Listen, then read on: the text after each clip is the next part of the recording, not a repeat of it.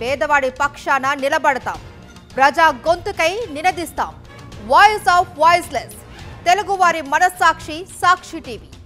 సాక్షి TV ప్రసారాల కోసం మీ స్థానిక cable ఆపరేటర్ను వెంటనే సంప్రదించండి. కాకినాడ ప్రభుత్వాసుపత్రిలో కీచకులు రెచ్చిపోతున్నారు. మనల్ని ఆపేదేవరంటూ విద్యార్థినులను లైంగికంగా వేధిస్తున్నారు కొందరు ఉద్యోగులు. విషయం బయటకు చెప్తే ఫెయిల్ చేస్తామని బెదిరిస్తున్నారు. కీచకుల అకృత్యాలను భరించలేక పారామెడికల్ విద్యార్థులంతా కలిసి ఉన్నతాధికారులకు ఫిర్యాదు చేశారు. దీంతో కీచకుల బాగోతం బయటకు వచ్చింది. కీచకుల తాట తీయాలంటూ డిమాండ్లు వెల్లువెత్తుతున్నాయి. కాకినాడ నగరంలోని ప్రభుత్వ ఆసుపత్రిలో వివిధ కాలేజీలకు చెందిన వొకేషనల్ విద్యార్థినులు 70 మంది పలు విభాగాల్లో శిక్షణ పొందుతున్నారు.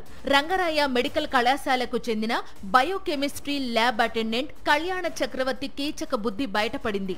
ల్యాబ్లో శిక్షణకు వచ్చే విద్యార్థినుల పట్ల అసభ్యకరంగా ప్రవర్తిస్తూ వారి ఫోటోలు తీసి షేర్ చేస్తూ వెకిలి చేష్టలు చేసేవాడు.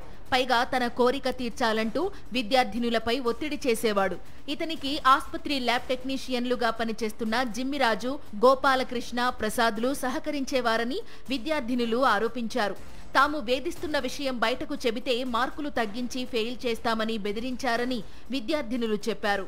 కళ్యాణ చక్రవర్తి అతని అనుచరుల వేధింపులు, బెదిరింపులు తట్టుకోలేక విద్యార్థినులంతా కలిసి 3 రోజుల క్రితం బయోకెమిస్ట్రీ ల్యాబ్ హెడ్ డాక్టర్ శ్రీవాణికి ఫిర్యాదు చేశారు. విద్యార్థినులు మెయిల్ ద్వారా రంగరాయ మెడికల్ కళాశాల ప్రిన్సిపల్ విష్ణువర్ధన్ కు కూడా ఫిర్యాదు చేశారు. దీంతో ఆయన 3 అధికారులతో ఎంక్వైరీ కమిటీ వేశారు. కమిటీ విద్యార్థులను ఆరోపణలు ఎదుర్కొంటున్న కళ్యాణ చక్రవర్తి, ఇతర ల్యాబ్ టెక్నీషియన్లను విచారించారు. కమిటీ నివేదిక ఆధారంగా జిల్లా పాలనా యంత్రాంగం వెంటనే చర్యలకు దిగింది.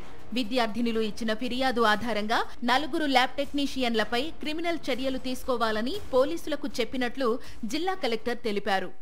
So 4 lab technicians suspend చేసి డిపార్ట్మెంట్ ఎంక్వైరీ స్టార్ట్ చేయడం జరిగింది. And apart from that we have taken complaint from మన ఆర్ఎంసీ ప్రిన్సిపల్ గారి దగ్గర నుంచి and we have report to police also to initiate criminal action. విషయం బయటకు రావడంతో శ్రామిక మహిళా సమన్వయ కమిటీ నేతలు ఆసుపత్రి దగ్గర ధర్నా నిర్వహించారు. వైఎస్ఆర్సీపీ మహిళా నేతలు కూడా ఆసుపత్రి సందర్శించి పారామెడికల్ విద్యార్థినుల సమస్య తెలుసుకుని వారికి సంఘీభావం తెలిపారు. కీచకులను కఠినంగా శిక్షించాలని డిమాండ్ చేశారు.